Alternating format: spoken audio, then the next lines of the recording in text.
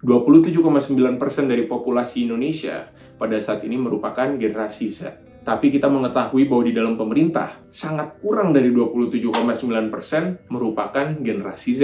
Kita mengetahui bahwa biaya politik itu sangat mahal sehingga para pemuda itu tidak bisa berpartisipasi di dalam pemerintahan maupun dalam politik. Minimal dana untuk bisa mencalonkan diri menjadi seorang DPRD itu adalah 250 juta. Sedangkan untuk masuk DPRD provinsi itu minimal kampanye sekitar 500 juta. Dan untuk masuk pemerintahan di tingkat DPR RI itu minimal 1 M. Ini minimal ya. Dan atapnya tidak ada maksimalnya. Menurut undang-undang, minimal dari usia untuk bisa masuk atau untuk bisa berkampanye itu adalah 21 tahun. Jadi kita bisa membayangkan sekarang kalau misalnya kita berusia 21 tahun dan kita memiliki passion di dalam bidang politik dan ingin berpartisipasi, kita membutuhkan minimal 250 juta rupiah di tingkat terendah dengan dana paling minimal. Pastinya kalian masih ada yang belum selesai kuliah, belum punya rumah, belum bekerja, dan kalau misalnya kalian memang ingin masuk dalam ranah politik, membutuhkan uang sebanyak itu. Tapi pertanyaannya pada saat ini adalah, apakah bisa atau enggak? Dan yang saya akan jawab kepada kalian adalah, bisa.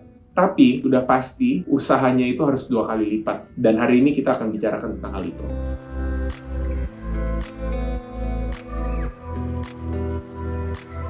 Pertama-tama, kita harus mengetahui dulu apa yang menentukan biaya dalam berkampanye politik di Indonesia khususnya. Yang pertama, popularitas. Sudah pastinya kalau misalnya kalian populer, pasti untuk memperkenalkan diri kalian kepada orang lain itu, biayanya itu juga berkurang. Oleh karena itu, banyak sekali artis-artis itu masuk dalam bidang politik. Contohnya, yang sekarang lagi marak adalah Giring Niji. Dia ingin mencalonkan diri sebagai seorang presiden. Dan pada saat ini banyak sekali orang-orang yang berada di ranah politik yang merupakan mantan artis atau selebriti. Yang kedua adalah media. Ternyata tingkat literasi media di dalam sebuah daerah itu menentukan pendekatan kalian kepada para masyarakat di daerah. Kalau seandainya tingkat literasi media di dalam sebuah daerah itu sangat besar, maka kalian bisa mengurangi biaya tersebut karena kalian bisa melakukan lebih banyak kampanye secara daring. Akan tetapi kalau misalnya tingkat literasi media itu sangat kecil, maka kalian harus melakukan pendekatan langsung turun lapangan, harus secara fisik yang sudah pastinya menambahkan biaya. Dan yang ketiga adalah branding dan kemasan kalian. Dan ini menurut saya yang paling penting. Inilah yang menentukan apakah kalian akan menang atau tidak. Menurut saya branding dan kemasan itu juga termasuk program-program kebijakan yang kalian sediakan atau yang kalian tawarkan dari diri kalian. Jadi kita tadi sudah membahas tentang apa yang menentukan biaya yang sangat tinggi atau biaya yang tidak tinggi sama sekali. Sekarang kita ngomong tentang strategi. Kita mengetahui bahwa mungkin sebagai seorang yang berusia muda, mungkin kita tidak cukup modal, duitnya nggak cukup. Nah, kalau misalnya kita nggak ada duit, kalau nggak ada reputasi, kalau nggak ada popularitas, berarti kita bisa menjual apa?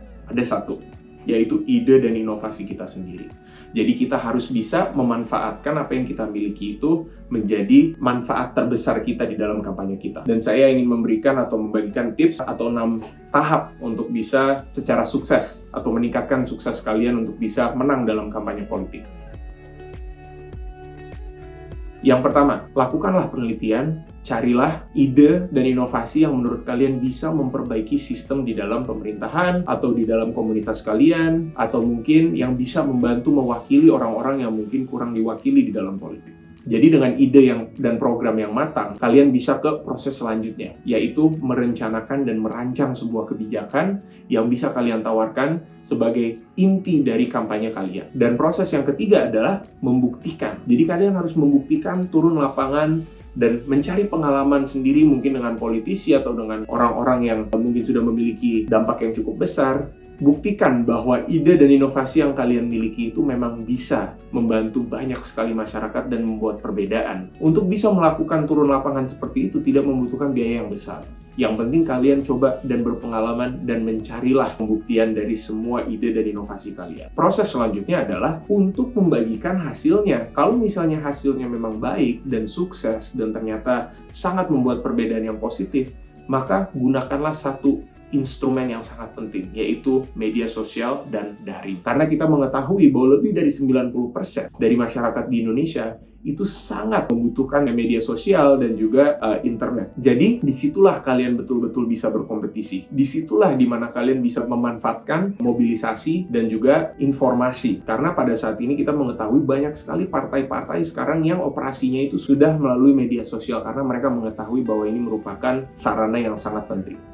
Kemudian, ketika kalian sudah membuktikan itu, nah disinilah dimana akan agak rumit, yaitu untuk mencari dana. Kita mengetahui bahwa kita nggak mau dong membebankan orang tua kita, atau mungkin dengan tabungan kita sudah pasti tidak cukup untuk bisa memfasilitasi kampanye kita dalam politik. Jadi yang bisa kalian lakukan adalah cari dana dari orang-orang yang mungkin ternama. Cari dana dari organisasi-organisasi, afiliasi-afiliasi yang mungkin berhubungan sekali dengan program atau kebijakan kalian. Jadi yang bisa kalian lakukan, mungkin kalian bisa menghubungi seorang wirausahawan atau mungkin seorang politisi untuk bisa mendanai kampanye kalian dan buktikan kepada mereka bahwa kalian itu memang siap untuk bisa masuk dalam bidang politik, karena itulah yang paling penting untuk bisa sukses dalam kampanye politik. Kita mengetahui bahwa kita membutuhkan koneksi, reputasi, popularitas, dan juga menggunakan media yang ada untuk bisa sukses dalam kampanye politik. Ada satu lagi yang ingin saya bagikan yang paling penting. Anak-anak yang muda itu sangat bisa connect kepada para pemuda juga. Jadi yang bisa kalian lakukan itu mencari ide atau inovasi kebijakan-kebijakan